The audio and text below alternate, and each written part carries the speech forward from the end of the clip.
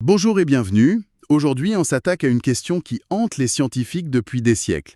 Comment la pensée, la mémoire, l'intelligence peuvent-elles émerger de la matière? Oui, comment est-ce qu'une masse de cellules biologiques, un peu chaotique, peut produire un comportement qui soit cohérent? C'est le mystère fondamental. Et pour l'explorer, on va remonter le temps, bien avant l'IA telle qu'on la connaît. Notre guide, c'est un document de 1958. Alors c'est une antiquité à l'échelle de l'informatique, mais il contient des idées d'une modernité stupéfiante. C'est un article du psychologue Frank Rosenblatt intitulé Le perceptron, un modèle probabiliste pour le stockage et l'organisation de l'information dans le cerveau. Le mot est lâché, le perceptron. Voilà. Et ce document est fascinant parce qu'il ne s'agit pas seulement de construire une machine intelligente, il s'agit de comprendre le cerveau lui-même. Oui, Rosenblatt, il a vraiment mis sur la table le grand débat de l'époque, qui est toujours d'actualité d'ailleurs. Ouais. Comment la mémoire fonctionne-t-elle? Il y avait deux camps, c'est ça? Exactement, deux camps. D'un côté, une idée très très intuitive, la mémoire photographie. Ah oui. Quand on se souvient de quelque chose, on irait chercher une sorte de copie, une représentation fidèle qui est stockée quelque part dans le cerveau. Si on pense à un chat, il y aurait un fichier chat.jpg neuronal. C'est l'idée. C'est l'idée de la bibliothèque mentale, en fait. On cherche le bon livre sur la bonne étagère. C'est simple, c'est logique. C'est simple et logique, mais Ce n'est pas la voie que Rosenblatt a choisie. pas du tout. Non, pas du tout.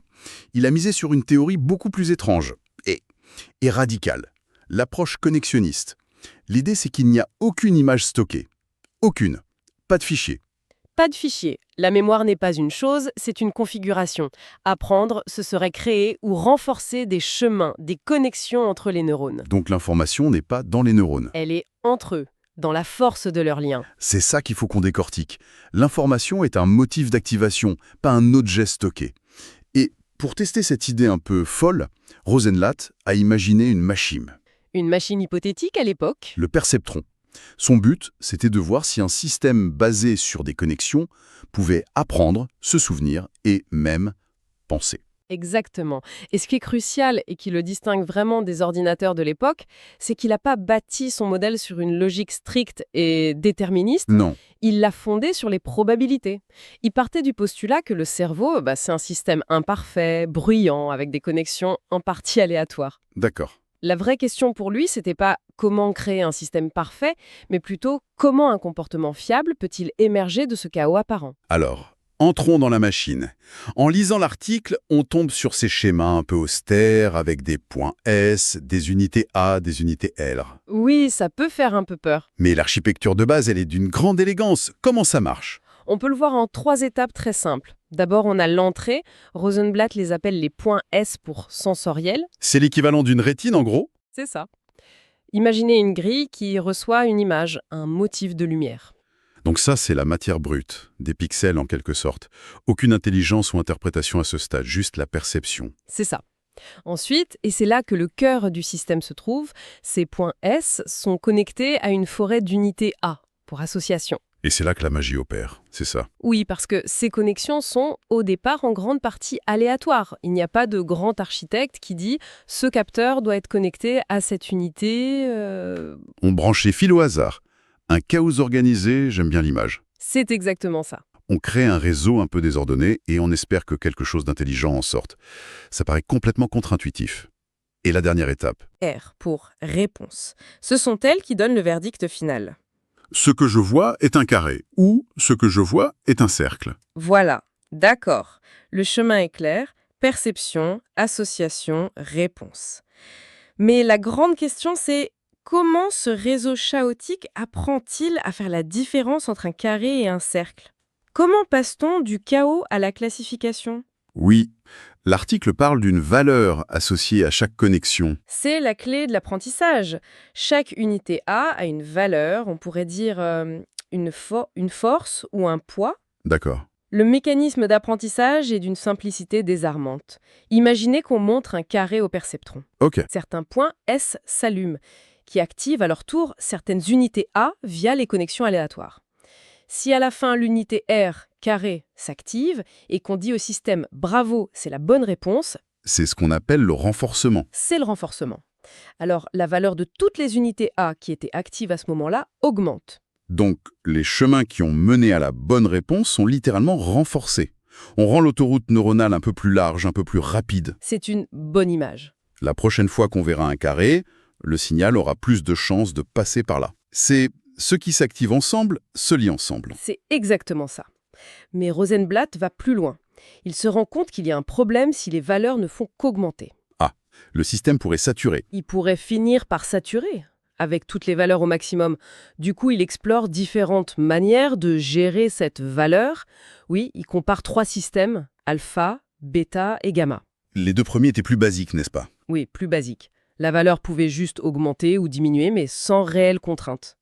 Le système alpha, le plus simple, voyait simplement la valeur des connexions actives augmenter. Avec le problème de saturation. Voilà. Le système bêta ajoutait une règle de décroissance, mais c'était encore instable. Et puis, il y a le système gamma. J'ai trouvé cette idée du système gamma absolument géniale. Cette compétition interne, ce jeu à somme nulle. C'est une idée très puissante. C'est une idée très darwinienne, non? Une sorte de sélection naturelle où seules les connexions les plus efficaces survivent et se renforcent aux dépens des autres. C'est une excellente analogie. Dans le système gamma, la quantité totale de valeur dans le système est fixe. Pour qu'une unité A active gagne en valeur, elle doit la voler à d'autres unités A qui sont inactives. Les ressources sont limitées. Les ressources sont limitées. Une connexion ne devient pas plus forte dans l'absolu, elle devient plus forte par rapport aux autres. Ce qui force le système à se spécialiser. Il ne peut pas se contenter de renforcer tout ce qui fonctionne un peu, il doit choisir les chemins les plus pertinents. Et affaiblir les autres. Ça empêche non seulement la saturation, mais ça rend aussi l'apprentissage beaucoup plus efficace. On élague les branches inutiles. C'est un mécanisme de régulation interne qui rend le système beaucoup plus stable. Et biologiquement plausible, j'imagine. Précisément. Le cerveau aussi fonctionne avec des ressources limitées. D'accord.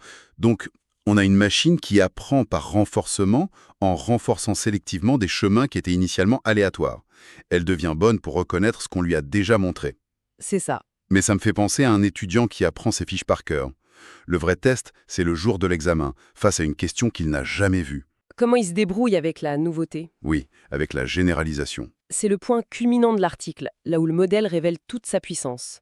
Pour cela, Rosenblatt fait une distinction cruciale entre 2 types d'environnements d'apprentissage. D'accord. Le premier, il l'appelle l'environnement idéal. Idéal, sonne bien, mais j'imagine que c'est un piège. C'en est un. Un environnement idéal ici, c'est un environnement où les stimuli sont complètement aléatoires. Ok. Imaginez qu'on montre au perceptron des milliers de motifs de points lumineux sans aucune structure, sans lien entre eux. D'accord. Dans ce cas, le perceptron peut apprendre à reconnaître un motif spécifique qu'il a déjà vu 1000 fois. Mais face à un motif nouveau, même très légèrement différent... Sa performance est nulle, il est au niveau du hasard. Exactement. Il a mémorisé, mais il n'a rien compris. C'est l'étudiant qui connaît ses fiches par cœur, mais qui est perdu si on change une virgule dans la question. Et l'autre environnement? L'autre, c'est l'environnement différencié. Et là, tout change. Ici, on ne lui montre pas des motifs aléatoires, mais des classes d'objets. Hein? Par exemple, des centaines de carrés différents, de taille, de position, d'orientation variées, et des centaines de cercles différents. L'environnement a une structure statistique. Et là, j'imagine qu'il se passe quelque chose de remarquable. La machine ne voit plus juste des pixels, elle commence à percevoir une carréité, une essence du carré. Exactement. Elle ne mémorise plus des images individuelles. Elle commence à extraire les caractéristiques statistiques communes à tous les carrés. Les connexions qui s'activent pour les coins, pour les lignes droites, deviennent systématiquement plus fortes. Et c'est là qu'il arrive à la conclusion la plus... Frappante de son article. Oui, attendez, il faut qu'on s'arrête sur ce point. Parce que c'est vertigineux. Dites-nous. Il démontre mathématiquement qu'avec suffisamment d'entraînement dans un environnement différencié, la probabilité que le perceptron classe correctement un nouveau stimulus, un carré qu'il n'a jamais vu de sa vie, Oui, devient aussi élevée que la probabilité qu'il reconnaisse un carré qu'il a déjà appris. c'est ça, le véritable saut vers une forme d'intelligence. Ça veut dire que la machine devient aussi bonne pour deviner l'inconnu que pour reconnaître le connu. C'est exactement ça. Ce n'est plus du par cœur, c'est de l'intuition statistique. Un réseau de connexions aléatoires, avec une règle d'apprentissage toute simple, a réussi à extraire un concept abstrait. L'idée de carré. Juste à partir d'exemples. C'est le moment eureka du papier. La généralisation n'est pas une fonction magique qu'on ajoute au système, c'est une propriété qui émerge naturellement de l'interaction entre ce réseau d'apprentissage simple et un environnement structuré. Dans la foulée, l'article mentionne un autre concept clé qui découle de tout ça, l'idée que la mémoire est distribuée. Qu'est-ce que ça implique concrètement? Ça implique que le souvenir du carré n'est pas stocké dans une seule unité magique, un neurone du carré. Non, il est encodé dans la force de milliers de connexions réparties à travers tout le réseau d'associations.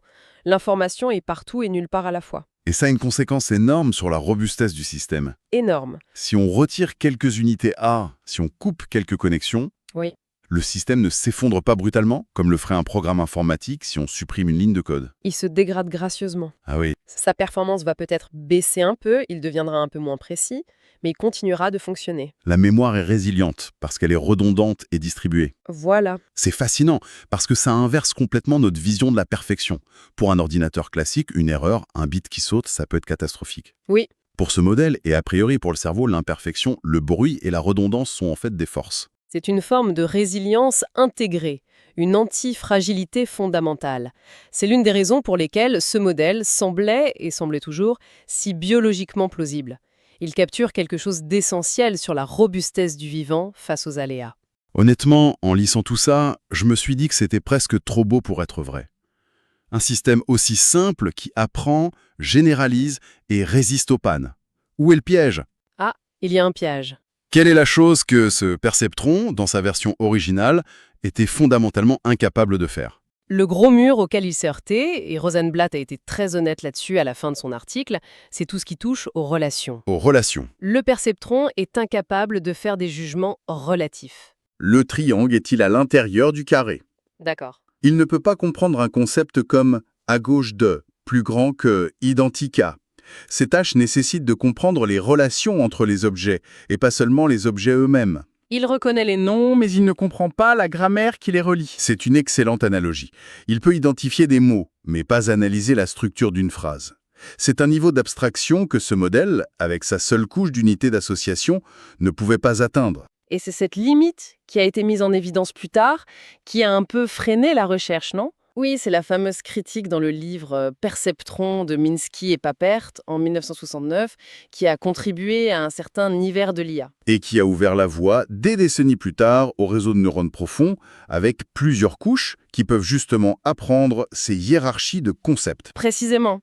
Une première couche identifie les contours, une deuxième les formes, une troisième les objets.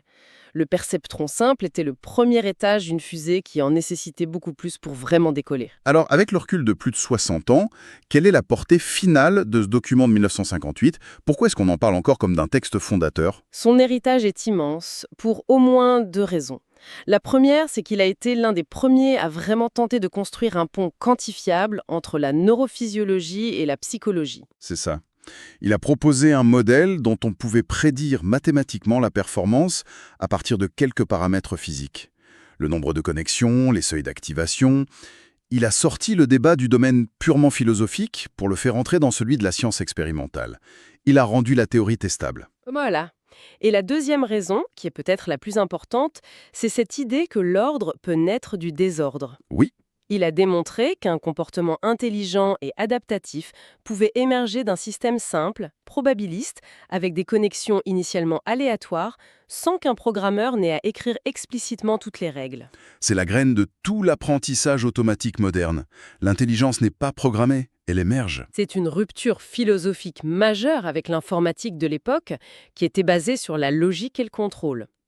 Il a planté les graines de ce qui allait devenir bien plus tard les réseaux de neurones profonds. Ceux qui sont au cœur de l'IA que nous utilisons tous les jours. Absolument. Chaque fois qu'on utilise la reconnaissance d'images ou la traduction automatique, on marche sur les épaules de ce perceptron de 1958. En résumé, ce voyage dans le perceptron de Rosenblatt nous a montré une vision de l'intelligence qui n'est pas basée sur des fichiers stockés, mais sur la force des connexions. Un apprentissage qui se fait par renforcement et compétition.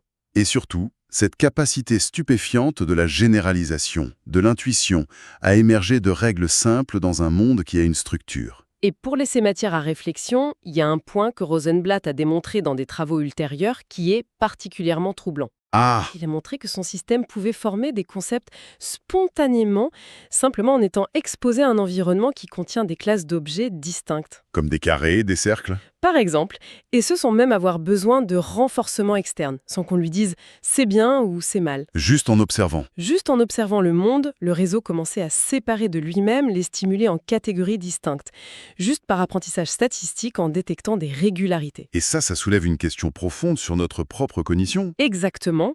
Dans quelle mesure notre compréhension du monde est-elle le fruit d'une déduction logique, d'un raisonnement conscient, ou n'est-elle pas, pour une grande part, une propriété émergente de l'incroyable machine statistique qu'est notre cerveau? Qui détecte sans relâche les régularités dans le flot constant d'expériences que nous vivons depuis notre naissance. C'est la question. Une pensée fascinante pour conclure. Peut-être que ce que nous appelons comprendre n'est que la forme la plus aboutie de la reconnaissance de motifs. Merci de nous avoir rejoints pour cette exploration.